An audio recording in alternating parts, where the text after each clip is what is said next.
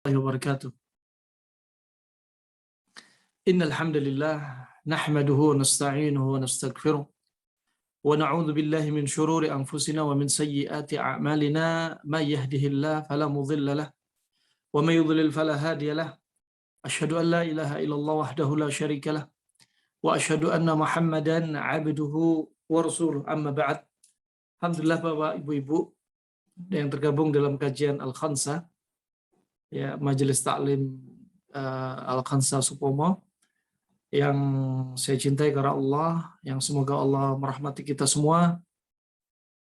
Di kesempatan kali ini, insya Allah kita akan menyiapkan diri kita untuk menyambut Ramadan, ya, yang mana adalah bulan yang penuh dengan keberkahan, bulan yang dijuluki dengan Syahrul Quran, bahkan termasuk tamu Allah Subhanahu wa Ta'ala yang Allah jadikan untuk kita, ya, yang harus kita sambut, ya, sebagaimana seorang tamu layaknya untuk dimuliakan. Ya, kalau kita mendapati tamu, biasanya kita siapkan dengan Masya Allah hidangan-hidangan, ya, juga tempat yang indah, juga sambutan yang hangat, dengan dada lebar, senang hati kita sambut tamu tersebut. Maka layaknya demikian Ramadan, maka kita ingin sambut Ramadan dengan sebaik-baik sambutan sebagaimana tamu datang. Fa ini tamu dari Allah Subhanahu wa Ta'ala. Rahimana wa rahimakumullah jami'an. Ini perasaan yang perlu kita hadirkan pertama kali. Perasaan yang harus kita hadirkan ketika mendapati tamu Allah berupa bulan Ramadan. Ya, sehingga apa? Kita melakukan ibadah Ramadan bukan karena melakukan ibadah wajib, tapi lebih dari itu, kita mencintai syariat yang Allah wajibkan kepada kita.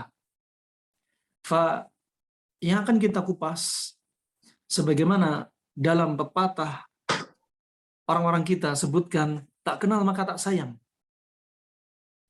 Kalau kita tak kenal dengan Ramadan, kita tak sayang, tak cinta dengan Ramadan. Kalau rasa cinta kita sangat kecil, ya, karena sayang kita, karena kenalannya kita dengan Ramadan masih sedikit, maka lezatnya puasa Ramadan tidak akan kita dapat. Makanya kita ketahui Ramadan. Siapa sih Ramadan? Apa sih manfaatnya Ramadan bagi kita? Terkait dengan agama, terkait akhirat, terkait iman, terkait dengan surga dan neraka, dan terkait dengan fisik kita, tubuh kita, ya, penyakit kita. Ada apa dengan Ramadan? Sehingga akan bertambah cinta kita, sayang kita kepada Ramadan, sehingga kita mendatangi bulan Ramadan, puasa Ramadan, di ibadah-ibadah Ramadan ini bukan hanya menunaikan ibadah wajib, bahkan apa? Lebih dari itu, kita sangat mendambakan semua apa ibadah yang terbuka di bulan Ramadan bisa kita datengin semua. Kenapa? Karena kita sudah cinta dan merasakan lezatnya ibadah puasa di bulan Ramadan. Kalau ada di antara kaum muslimin, ketika mereka mendatangi Ramadan siap menjadi tamu bagi kita, tapi hati mereka gak senang, hati mereka gak bangga, hati mereka, ya, gak bisa membedakan mana bulan Ramadan dan mana bukan Ramadan, disamakan sama mereka. Maka ketahuilah, ini adalah orang-orang yang muqassar ma'allah. Ini adalah orang-orang yang subhanallah belum tahu siapa Ramadan. Atau bisa jadi ini orang-orang yang pertama jauh dari ilmu, kedua bisa jadi orang-orang yang dia gak suka mendatangi ketaatan Allah, ketiga dia bisa termasuk orang-orang yang munafik.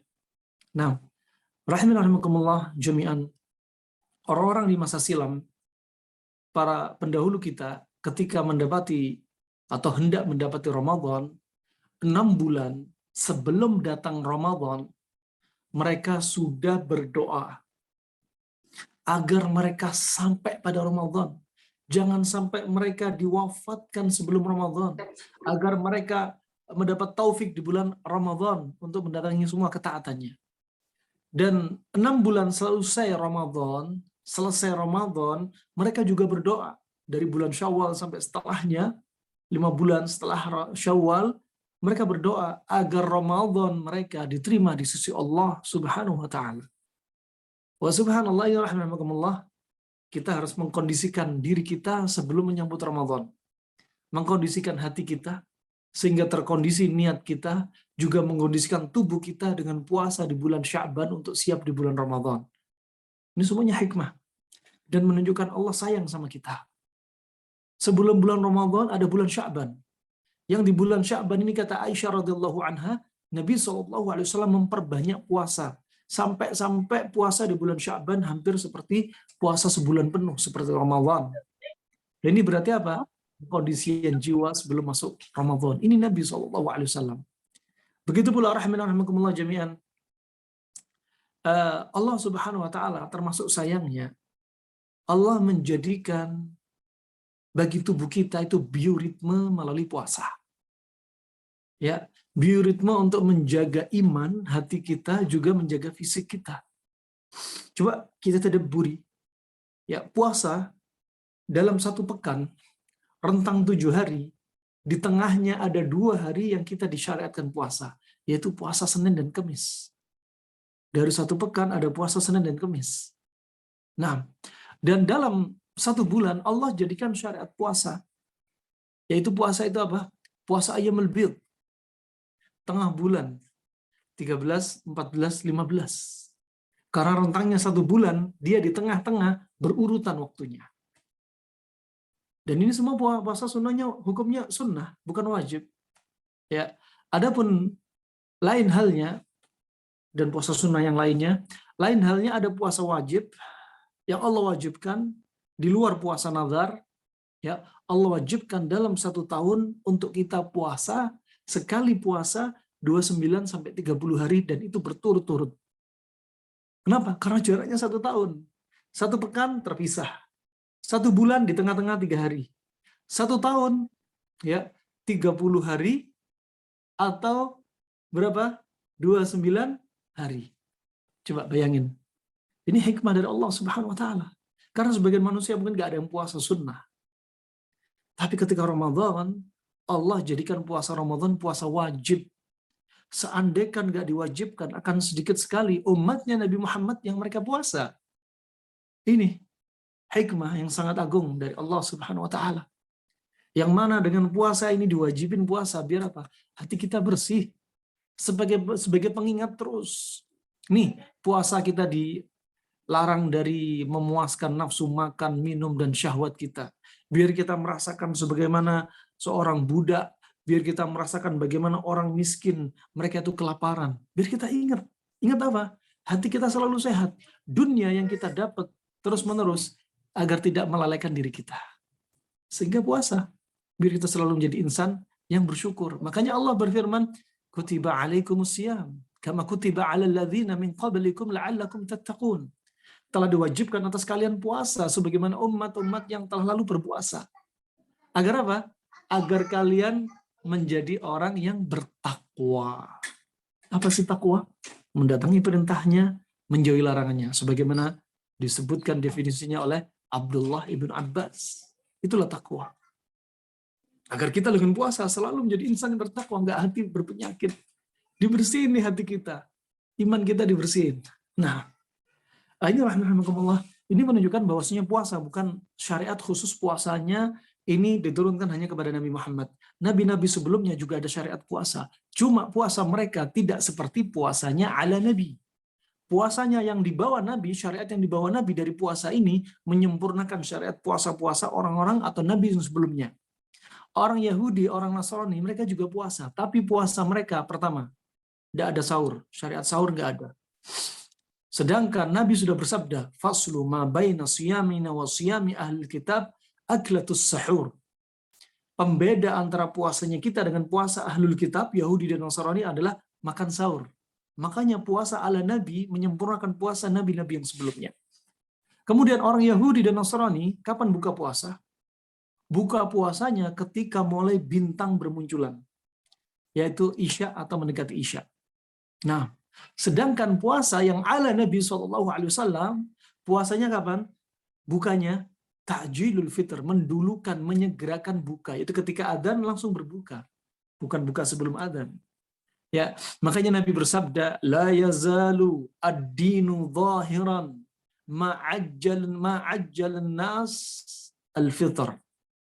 Ya, kata Nabi SAW, senantiasa agama ini akan muncul nampak terang kuat selama manusia menyegerakan buka puasa. Kenapa? Karena ingin menyelisih orang Yahudi. Jangan seperti orang Yahudi dan Nasrani. Ya, mereka mengakhirkan buka. Kalau kaum muslimin menyerupai mereka, ya, berarti kaum muslimin sudah nggak punya pegangan dengan Islam ajarannya Nabi Muhammad SAW. Maunya ngikut membebek budaya orang-orang non Muslim. Ini menyerupai mereka nggak boleh. Coba ajib.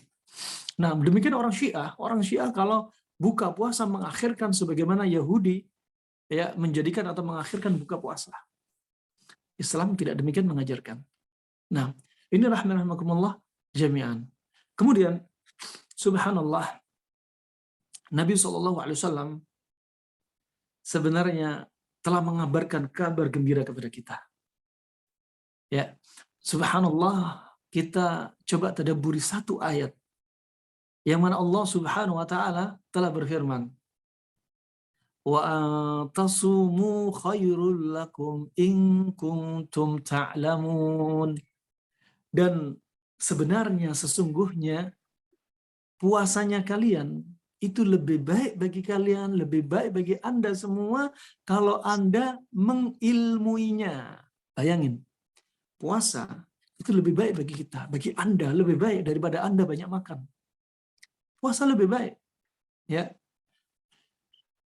Lebih baik jika apa? Jika kita punya ilmunya. Jika kita punya ilmunya. Kalau puasa nggak ada ilmunya, malah petaka bagi kita. Ilmu agama nggak punya, jadinya puasa dia nggak diterima di sisi Allah. Puasa niatnya untuk apa? Niat untuk menyembuhkan penyakit kankernya. Ini nggak dapat pahala. Berarti puasa nggak baik bagi dia. Nah, ya, nggak manfaat di sisi Allah Subhanahu Wa Taala. Puasa niatnya nggak benar. Puasa untuk kuburan si fulan. Ya, ini sudah kesyirikan. Ya, tidak baik. Atau puasa apa? Puasa dengan cara puasa yang tidak diajarkan Nabi SAW. Maka ini ilmu yang nggak baik. Puasa menjadi lebih baik kalau kita mengilmuinya. Nah, atau puasa dengan cara yang nggak benar. Seperti jarak antara sebagian orang Indonesia bagian timur sahurnya kapan? Padahal Nabi kalau sahur mengakhirkan waktu sahur. Ketika buka, menyegerakan waktu buka.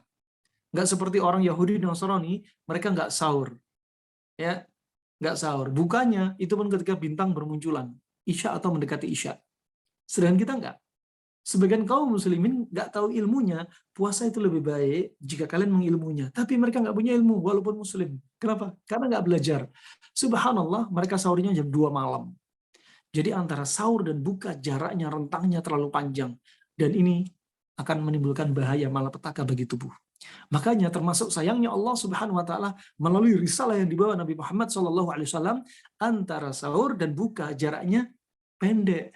Sahurnya diakhirin, ya, sebagaimana disebutkan Anas bin Malik radhiyallahu an, ya, bahwasanya Anas bin Malik menyebutkan bagaimana ketika ditanya bagaimana sahurnya Nabi, kapan sahurnya Nabi, sahur yang terbaik kapan? Kata Anas, ya, kaqadri rajul yaqra'u al-Qur'an 50 minal ayah. Seperti seseorang yang membaca Al-Quran seperti 50 ayat. Berarti katakan sekitar 15 menit sebelum adzan. Itu berarti buka yang terbaik. Waktu buka yang sangat baik. Nah, subhanallah, kalau sekarang katakan imsak, orang teriak di masjid. Sesungguhnya waktu ketika dia bilang imsak, saat itulah sebenarnya itu waktu yang terbaik untuk sahur. 15 menit sebelum adzan. Hakikatnya imsak, menahan diri dari makan dan minum, ya, syahwat dan lain sebagainya, itu kapan? Ketika adzan kedua. Ketika adzan kedua, fajar shadiq. Nah, dan begitu pula ketika bukanya dimajuin. Ya. Ta'jilul fitr, disegerakan untuk berbuka. Bukan diakhirkan seperti Yahudi dan Nasrani dan orang Syiah, bukanya nunggu bintang bermunculan. Ini hikmah sayangnya Allah sama kita, biar antara sahur dan buka nggak terlalu lama. sehingga nggak membahayakan diri kita. Sehingga puasa itu lebih baik jika kalian mengilmuinya. Dari sisi agama kita ilmui, dari sisi dunia kita juga mengilmuinya. Dunia kesehatan, dunia fisik, subhanallah.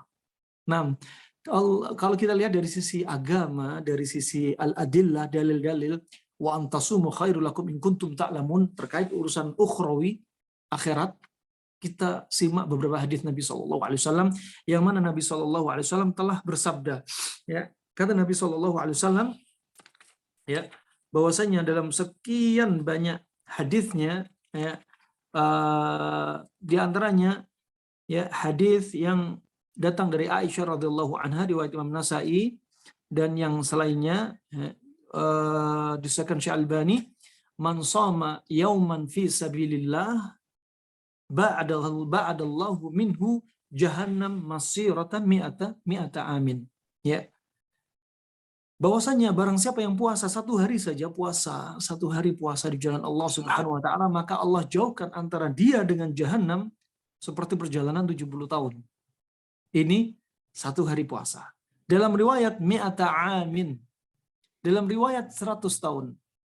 Dalam riwayat yang lainnya apa? Man shoma yawman fi sabilillah ja'alallahu bainahu wa bainan nar khandaqan kama baina sama wal ard. Hadis hasan, ya, disahkan Syekh Albani rahimahullah dalam silsilah as-sahihah.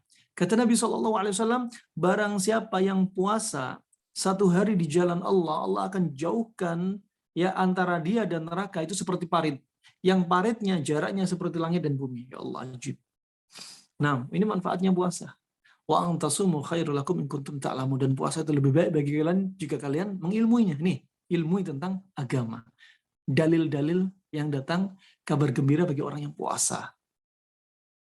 Juga rahimakumullah, puasa itu sebagai apa? Nanti sebagai syafaat. Sebagaimana disebutkan Nabi SAW, as-siyamu wal Qur'anu yashfa'ani lil 'abdi yaumal qiyamah. Riwayat Imam Ahmad dengan sanad yang sahih.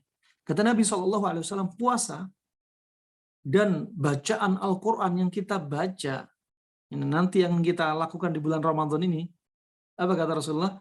Lil abdi yashfa'an lil abdi yaumil qiyamah. Nanti akan memberikan syafaat bagi hamba-hamba Allah di hari kiamat. Puasanya kita, sholatnya kita bersaksi memberikan syafaat di hadapan Allah Subhanahu wa taala. Ya Allah, ya, si fulan, si alan, si polan, ya, telah membaca Al-Qur'an, telah sholat, ya, telah puasa. Maka, ya, ringankan urusan dia ya Allah. Subhanallah, bayangin. Siapa yang nggak butuh syafaat di yaumul qiyamah? Syafaat dari amalan-amalan yang kita lakukan. Tentunya amalan soleh. Namanya amalan soleh harus ikhlas dan sesuai bimbingan Nabi. Siapa yang nggak butuh syafaat di yaumul qiyamah? Yaumul qiyamah di padang mahsyar, yang mana subhanallah matahari dideketin di kepala kita, di atas kepala kita itu 1 mil.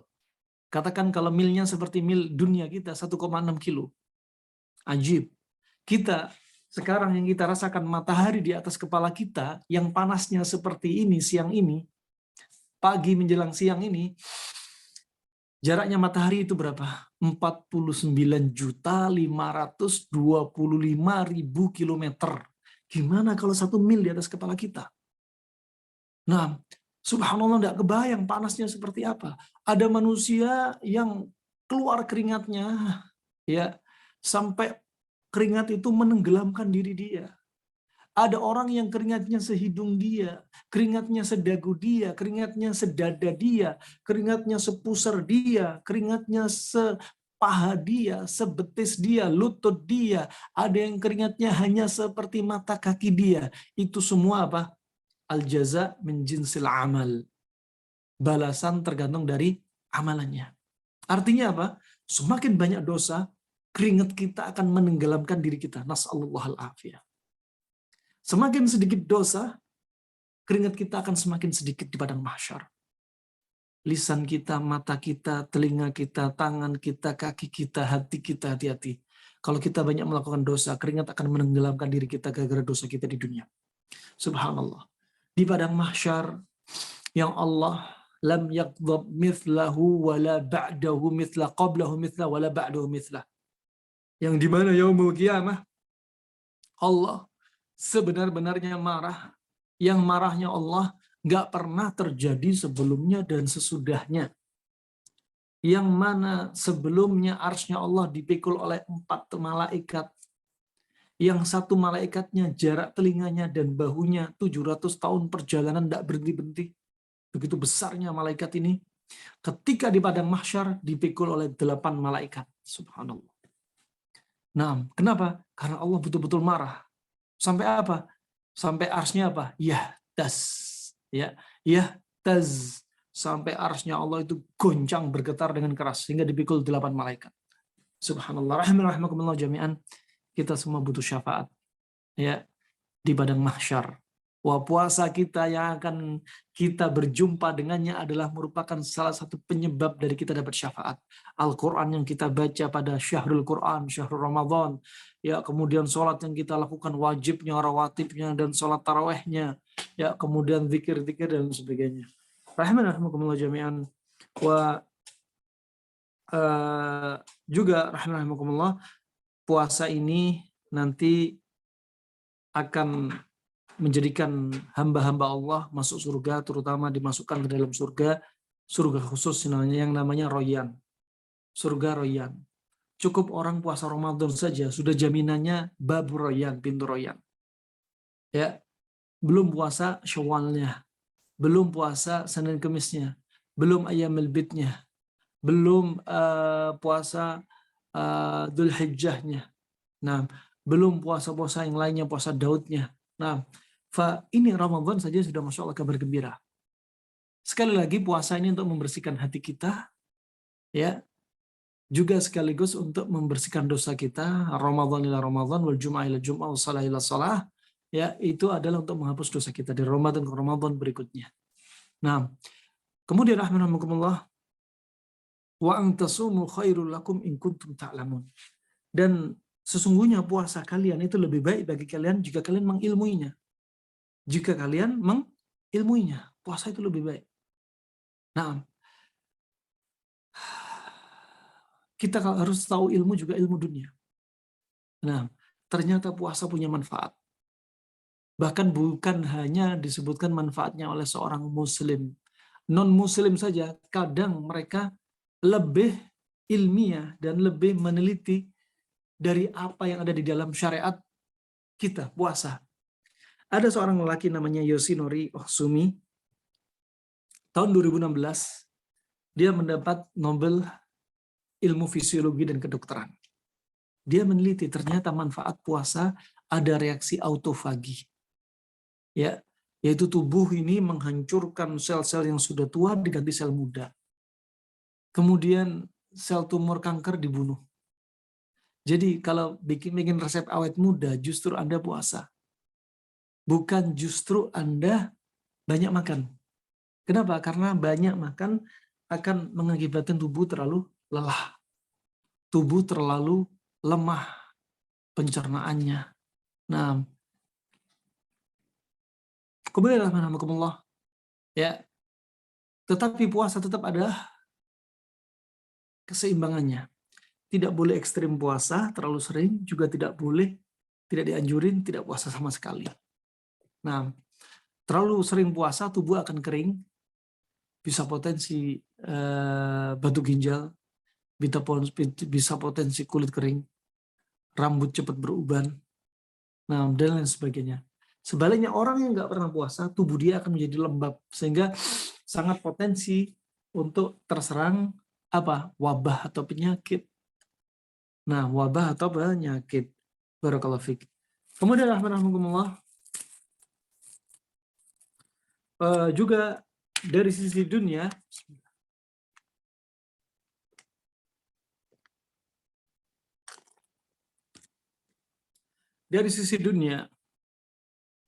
bahwasanya di Jerman saja ada salah satu klinik, yaitu klinik Bajinger, yaitu dokter Bajinger yang sudah dibangun dari 1920. Klinik yang menangani beberapa kasus penyakit, mayoritas penyakit pasien dari seluruh penjuru dunia dengan terapi hanya puasa. Ya, Selama kita tahu puasa ala Nabi, kenapa kita harus pakai puasa ala mereka? Ini harus kita maklumi, kita sadari. Barakallahu fikum. Kemudian rahimahumullah, puasa ini diantaranya manfaatnya wa antasumu khairul lakum in kuntum ta'lamun, dan sesungguhnya puasa kalian itu lebih baik bagi kalian jika kalian mengilmuinya. Di antaranya apa? Di antaranya puasa ini membersihkan usus, membersihkan perkemihan, saluran perkemihan, peredaran darah, membersihkan paru-paru, menormalkan kadar gula dalam darah, menormalkan tensi juga. Dia juga mengobati kasus depresi, ya, iktiab, yang dada sempit, ya, punya penyakit kejiwaan, ya. Dia juga bisa untuk diantaranya untuk meningkatkan kinerja sel-sel saraf yang ada di otak. Nah, dan banyak lagi manfaat yang lainnya. Kemudian Ibnu Qayyim menjadikan dalam pembahasannya ini, buku Zadul Ma'ad fi Hadi Khairil Ibad, jilid yang keempat halaman 316, kata beliau, wa huwa anfa'u syai'in li ashabil amzijah al-baridah war-rutbah. Dia adalah sangat cocok sekali untuk orang yang punya masalah pada tubuhnya. Apa? Penyakitnya sifatnya panas, ya, lembab. Untuk orang yang tubuh lembab dan dingin, maka apa? Maka puasa ini adalah cara yang terbaik. Ini menurut beliau, Ibnu Qayyim rahimallahu taala. Kemudian rahimakumullah, yang jadi pertanyaan, ya, kenapa orang puasa tapi banyak muncul penyakit?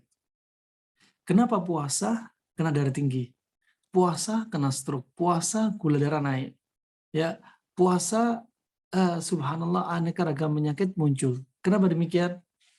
Maka kita perlu telaah bagaimana dengan buka dan sahur Anda. Pola hidup Anda di bulan Ramadan seperti apa? Barakallahu fiik.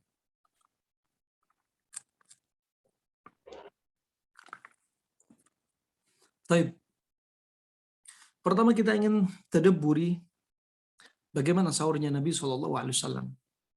Ya, bagaimana sahurnya Nabi SAW. Ya, sebagaimana disebutkan bahwasanya Nabi SAW seringnya sahurnya adalah sering dengan kurma. Nah, Nabi sahurnya sering dengan kurma. Bukanya dengan apa? Dengan rutop. Kurmanya kurma kering.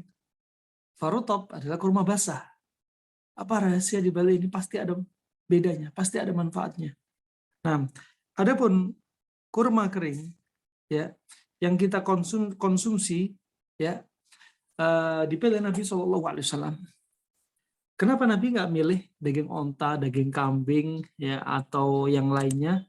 Padahal itu ada. Tapi Nabi SAW lebih sering konsumsi kurma. Ya, ini pasti ada hikmahnya, sebagaimana Allah Subhanahu wa taala telah berfirman, laqad kana lakum fi Rasulillah uswatun hasanah liman kana yarjullaha wal yawmal akhir. Ya, telah dijadikan pada diri Rasulullah untuk kalian itu apa? Uswah hasanah. Contoh yang baik bagi mereka yang yaitu apa? Menghadap Allah Subhanahu wa taala, yang ingin menghadap Allah, berjumpa dengan Allah dan hari akhir. Nah, wah, ini pasti ada contoh kenapa pilih kurma. Disebutkan oleh para ulama, karena ketika sebelumnya tidur perutnya Nabi SAW kosong. Kemudian dipilih kurma, ya. Ketika dipilih kurma, maka saat itu, ya, kurma ini adalah yang paling cocok untuk liver dan limpa ketika perut kosong. Ketika perut kosong. Nah, sehingga menu pilihan adalah kurma karena dia buah paling manis. Nah, makanya ketika sahur, jangan Anda membiasakan diri Anda sahurnya menu yang masam-masam. Seperti apa? Asinan. Yang pedas-pedas seperti apa? Pecel. Ya, yang pahit-pahit seperti apa? Contoh, sop brotowali. Nah, ini nggak direkomendasi. Begitu pula juga makan pagi ketika Anda nggak puasa.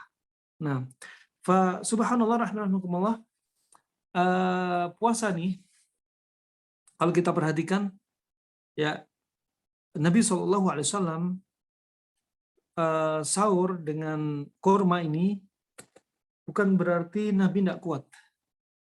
Justru dengan kurma ajaib. Kurma ini Masya Allah, 3 biji kurma sudah kalorinya mengalahkan kalori 1 piring nasi. Juga vitamin-vitamin dalam kurma kaya akan vitamin. Ya, sudah sangat banyak sekali, kaya akan vitamin. Juga subhanallah, kurma ini sangat bagus dan mudah untuk pencernaan. Di waktu pagi hari ketika kita nggak puasa, waktu detoks kita adalah sekitar jam 4 sampai jam 12. Ketika kita puasa, waktu detoks tubuh kita mencuci racun adalah dari waktu sahur sampai kita buka puasa. Sekitar 12 jam, 14 jam, sangat relatif panjang. Makanya konsumsi kurma untuk meringankan beban tubuh yang sedang mencuci racun di bulan puasa, ya, dikasih kesempatan untuk apa? Untuk dia mendetoks. Nah, ini rahasianya rahmanakumullah jami'an. Wah, demikian kalau berikutnya kita lihat sahurnya Nabi SAW, maka apa? Perlu kita perhatikan, terkadang ada ilmu yang tidak datang dari Nabi tapi sangat mujarab. Seperti apa? Antara sahur dan minum harus dikasih jarak. Jangan sambil sahur sambil minum. Maksudnya jangan sambil makan sahur sambil minum. Nah, harus ada jarak. Ini yang perlu diperhatikan. Kenapa? Kalau orang minum dengan makan dijadikan satu, sering keluarnya menjadi apa? Perut sering begah. Perut sering begah. Wallahu a'lam bishawab. Kemudian ketika kita lihat buka puasanya. Buka puasanya Nabi SAW pertama disegerakan. Ya, kedua, Nabi SAW menjadikan menu bukanya yang pertama adalah kurma basah. Sebagaimana hadis Anas bin Malik, Ibnu Abbas dan Aisyah radhiyallahu anha, karena Nabi SAW yuftiru bitamrat, birutabat. Dulu Nabi SAW bukanya dengan rutabat, dengan kurma basah. Makanya doanya ketika kita buka puasa, dhahabat dhama'u wabtalatil uruq wa thabatal ajru insyaallah. Telah hilang rasa dahaga. Nah, telah hilang rasa dahaga.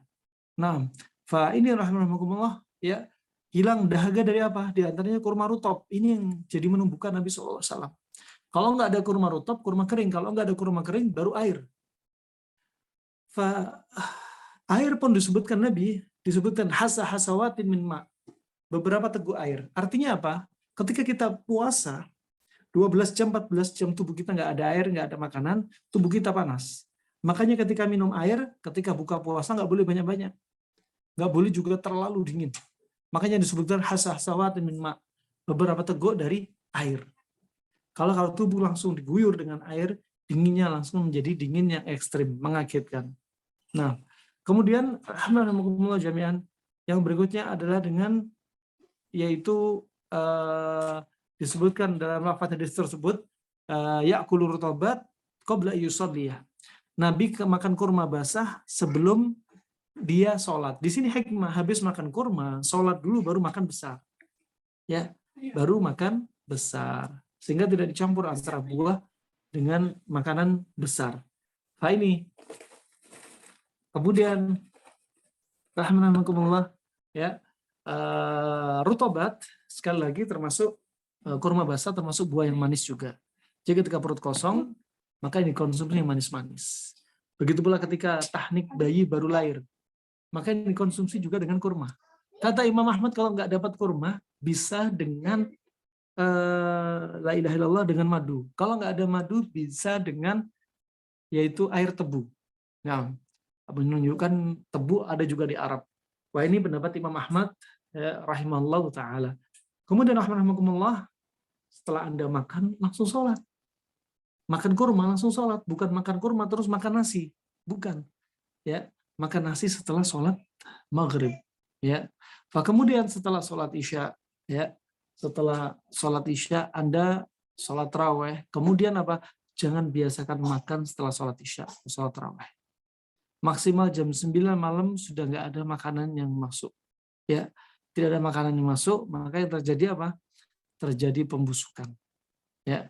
Nah, subhanallah, ya, antara buah dengan makanan yang porsi besar tadi kalau digabung kan terjadi pembusukan. Ya. Kemudian sholat tarawih, ya, jam 8 malam sampai jam 4 pagi itu jadwalnya tubuh istirahat. Makanya jangan dibiasakan ngemil. Kalaupun ngemil sesekali boleh, cuma jangan jadikan rutinitas. Wallahu a'lam bisawab ya. Ini apa? Resep singkat ya, sehat di musim Ramadan. Nah, rahimahumullah, begitu pula ketika makan maghribnya usahakan kombinasi panas dingin. Ya, maghribnya kondisikan usahanya panas dingin. Misalkan kalau Anda konsumsi daging kambing atau ayam, salah satu dari protein yang sifatnya panas, maka cari pasangannya tanpa Anda konsumsi nasi. Cari pasangan kambing atau ayam misalkan. Wallahu a'lam bishawab, itu saja yang bisa saya sampaikan. Selanjutnya kembali kepada moderator untuk sesi tanya jawab. Barakallahu fiik. Silakan buat ibu-ibu yang mau bertanya, jika ada pertanyaan silakan Bu. Jika tidak mungkin saya coba bacakan dulu yang pertama. Ustadz mohon bertanya, untuk jarak makan dan minum di waktu sahur, itu kan sahur yang paling baik itu menjelang akhir ya Ustadz. Nah itu jarak antara makan dan minum itu berapa lama Ustadz kalau di sahur yang paling bagus Ustadz? Barakallahu fiik, pertanyaan sangat bagus sekali ya. Nah, kalau sahur bagaimana? Misalkan adzan subuhnya itu jam 4:30, sahurnya ada jam 4. Misalkan sahur kurma, misal. Kurma jam 4. Ini pilihan pertama ya, kurma jam 4. Kemudian menjelang adzan Anda cukup minum. Jadi antara kurma dengan minuman kasih jarak. Ya. Atau sebaliknya, Anda minum jam 4, kemudian menjelang adzan Anda konsumsi kurma, sahur kurma. Ya, ini masih poin yang pertama, ya, yang terbagus, ya. Antara makan dan minum tetap kasih jarak tadi, walaupun itu makan kurma, ya. Dan minum itu juga termasuk sahur. Nah, kemudian yang berikutnya menjadi lebih perfect kalau apa? Anda kurma digabung dengan semangka, jadi panas dingin. Bahkan orang yang sakit mah, Anda yang takut ketika puasa kena sakit mah, kenapa? Karena Anda sahurnya salah. Sahur seperti menu seperti ini. Nah, itu paling perfect kalau kurma digabung dengan pasangannya. Kemudian yang kedua, ya, Anda nggak bisa sahur kurma. Harus makan nasi. Tidak mengapa, silakan Anda makan nasi, tapi selalu ada kurma. Dijadikan jarak setelah makan nasi, misalkan jam 4, makan kurmanya 14 menit sebelum adzan, atau nasinya sebelum jam 4, ya. Kemudian 15 menit sebelum adzan dia baru minum dan makan kurma. Itu pun sedikit ya. Tentunya kurma dikasih jarak dan minum juga. Nah, ini rahmatullah. Kemudian berikutnya kalau Anda yang ketiga, sahur sah-sah saja, bukan haram, bukan makruh. Sahurnya apa? Sahurnya udah sembarangan. Oh, nasi, terus pedas-pedas, masam-masam, pahit-pahit, silahkan, nggak masalah. Nah, jadi masalah adalah bakal jadi rutinitas, akan menjadi masalah bagi organ tubuh yang tidak cocok dikondisikan atau konsumsi makanan di luar jamnya. Wallahu a'lam bishawab. Insyaallah itu. Ada yang mau bertanya langsung mungkin dari ibu-ibunya?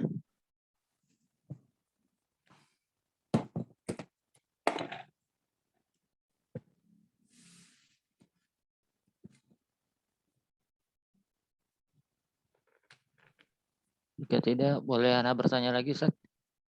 Fadal.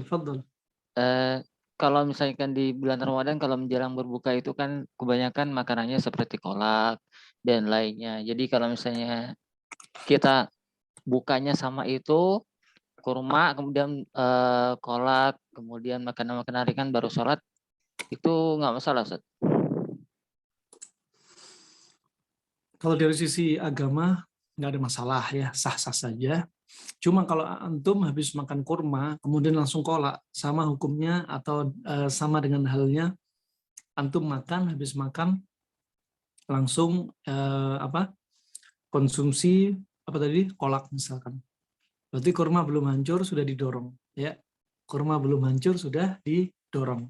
Karena kurma belum hancur kalau didorong akan merusak apa? Lama-lama merusak pintu lambung atau famul me'dah atau sphincter pylori. Itu aja.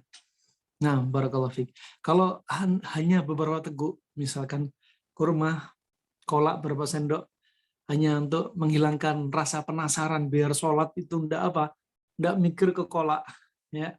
Kenapa? La sholata bihadratit ta'am. Nggak ada sholat kalau makanan sudah dihidangkan. Sekarang makanan dihidangkan, kolak dihidangkan, antum sholat akhirnya ngelamun dengan makanan. Maka menjadi makruh. Ya. Antum cicipin kolak ala kadarnya, yang penting kerasa, langsung sholat. Nah, wallahu a'lam bishawab. Atau antum konsumsi kolak, kurma, ya, kasih jarak dikit, kemudian konsumsi kolak. Setelah itu iqomah, dan antum bisa sholat, makan besarnya setelahnya.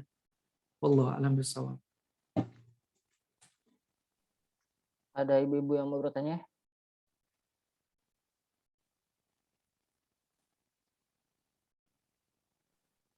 Boleh lagi satu kali lagi, Ustaz. Baik, fadhal. Kurma terbaik itu apakah harus kurma ajwa atau misalnya kurma biasa boleh, Ustaz, untuk yang dikonsumsi? Nah, kurma bebas, apapun kurmanya. Apapun kurmanya.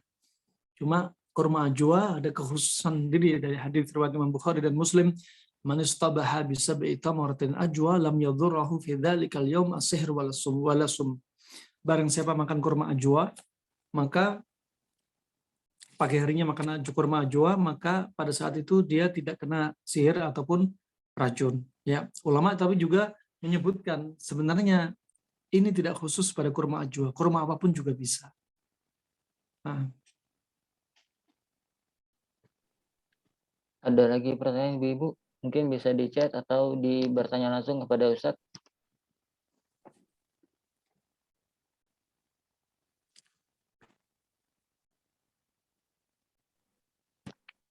Jika tidak, mungkin cukup sepertinya, Ustadz. Mungkin penutup, Ustadz. Baik, barakallahu fikum. Ya, semoga kajian singkat ini ya bisa menjadi bekal bagi kita untuk menyambut Ramadan, ya, bekal untuk meningkatkan iman, untuk membuat dada kita lebar ketika menyambut Ramadan, juga menjadi bekal untuk menu sehat kita. Ya, nah ini penting, makanya menu sehat, sahurnya penting. Orang kalau sahur, sahurnya nasi, kalau nggak makan nasi berarti belum sahur, itu hanya mindset saja. Ketika Anda makan nasi, makan daging, lemak-lemak, ya di jadwal tubuh mencuci racun ketika sahur dari jam 4 atau misalkan dari subuh sahur sampai buka itu mencuci racun, Anda kasih konsumsi yang berat. Tubuh sudah lelah mencuci racun, dikasih menu makanan Anda yang berat. Akhirnya apa? Pagi hari selepas sholat subuh Anda lemas. Tubuh Anda berat, kecapean, ya. Kebiasaan Nabi cukup kurma. Ya, sehingga habis sholat subuh Anda masih bisa zikir, baca Al-Quran, tubuh tidak berat, bisa aktivitas, Masya Allah. Ini penting. Begitu pula ketika buka puasa jangan langsung nasi, kurma dulu, sholat, baru makan nasi. Apa hikmahnya? Kenapa kurma rutop? Kurma rutop lebih mudah disalurin ke tubuh. Anda buka kurma rutop, kalau nggak ada kurma rutop, kurma kering, kurang dari 10 menit sudah disebarkan ke tubuh, Anda sholat maghrib sudah punya kekuatan. Sudah kembali kalori. Ya. Lain halnya Anda makan berat, lemak-lemak sebelum sholat maghrib. Sholat maghrib, tenaga belum disebarin. Anda sudah lemes. Nah, ini hikmahnya. Maka dari itu apa? Jadikan makanan Anda sebagai obat. Juga termasuk jadikan menu sahur Anda dan buka Anda sebagai sebab Anda bisa istiqomah ibadah dan sehat walafiat. Sehingga 1 bulan penuh Ramadan dalam keadaan Anda selamat dan bisa tuntas tanpa harus mengqadha Ramadan. Ya, itu saja rahmatullah jami'an. Ya, selalu jaga iman, jaga kesehatan penting. Karena kesehatan diantaranya mendukung apa? Kita istiqomah ibadah. Nah, itu saja. Ya, sekali lagi jika ada salahnya harap dimaklumi, jika ada benarnya dari Allah semata. Ya, semoga Allah sembuhkan orang-orang sakit di antara kita. Semoga Allah jadikan kita orang-orang yang aman di negeri kita sendiri. Semoga Allah berikan taufik dan hidayah kepada pemimpin kita, dan Allah hancurkan makar-makar orang yang punya makar di negeri ini. Amin ya rabbal alamin. Subhanakallahumma bihamdika asyhadu an la ilaha illa anta astaghfiruka wa atubu ilaik. Wassalamualaikum warahmatullahi wabarakatuh.